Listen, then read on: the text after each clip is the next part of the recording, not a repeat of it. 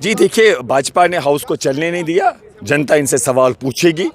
ये फिर यहाँ पर अगर कोई स्टेट की बहाली की बात करता है, यहाँ की कल्चर की प्रोटेक्शन की बात, यहाँ की नौकरी ज़मीन की बात, तो ये उनको देश विरोधी बोलते। और वो पार्टी उनको देश विरोधी बोल रहे जिन्होंने देश की आज़ादी के लिए लड़ा है, जिन्होंने देश के लिए कुर्बानियाँ दी है। तो हम ये समझते हैं कि भाजपा, जिनको पूरे देश ने राजनीतिक तौर नकारा है, 400 से 300 से ये 200 तक कुछ सीटों तक पहुँचे, जम्मू कश्मीर में इनको सियासी जवाब मिला है।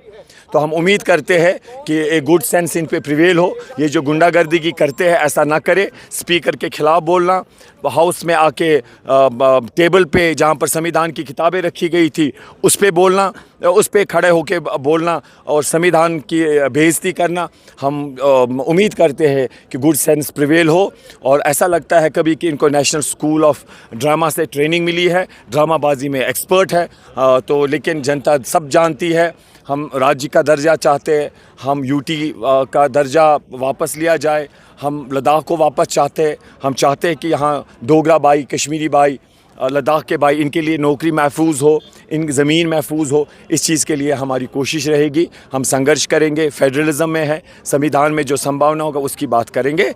इंशाल्लाह हमारी कोशिश रहेगी पूरे देश में। हाँ, बीजेपी वाले महाराष्ट्र और झारखंड के चुनाव को देखते हुए कभी गलत तोड़ मरोड़ के ये हमारी बात, मतलब कुछ बातों को रखना चाहते हैं। हम वो होने नहीं देंगे। हम देशवासियों को बताएंगे, हम इस देश से मोहब्बत करते हैं, हम चाहते हैं हमें राज्य वापस मिले, हम चाहते हैं हमारे जो अधिकार है, ये एनवायरनमेंट हिसाब के पस मंज़र में एनवायरनमेंट के नज़र से एक नाजुक जगह है, यहाँ ज़मीन के हिसाब से तहफ़्फ़ुज़ात मिले, तो उसकी गुंजाइश इंडियन कॉन्स्टिट्यूशन में है, फेडरलिज्म में है। उस हद तक हमने इसका समर्थन किया है। ये सब चीज़ें मिलेंगी, उसके बाद आगे भी देखते हैं कि जो लोगों की भलाई के लिए होगा हम उसके लिए संघर्ष करें। देखिए, ये विल ऑफ द हाउस है, वो इस हाउस को अंडरमाइन करना है।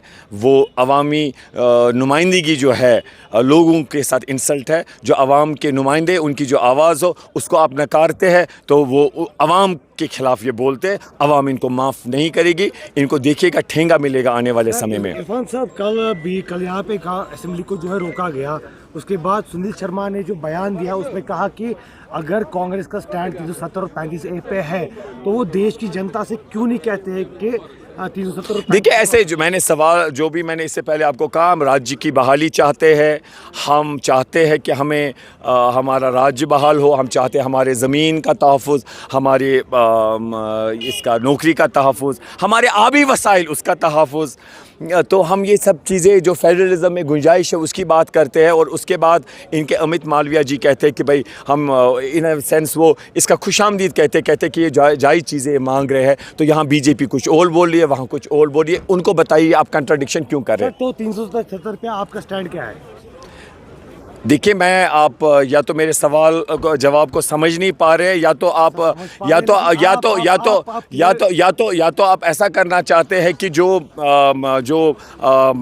बीजेपी वालों की मंशा है, उनके जो गोदी मीडिया है झारखंड महाराष्ट्र में, ऐसे कुछ चीज़ों को पेश करना चाहते हैं कि देखो जी वहाँ देश विरोधी है। जैसे इनके तरुण चुग जी ने कहा कि ये जो अलायंस बना है इनको पड़ोसियों का समर्थन है। तो आप सारे लोग नहीं, आप बहुत सारे लोग ऐसे सवालात पूछते हैं।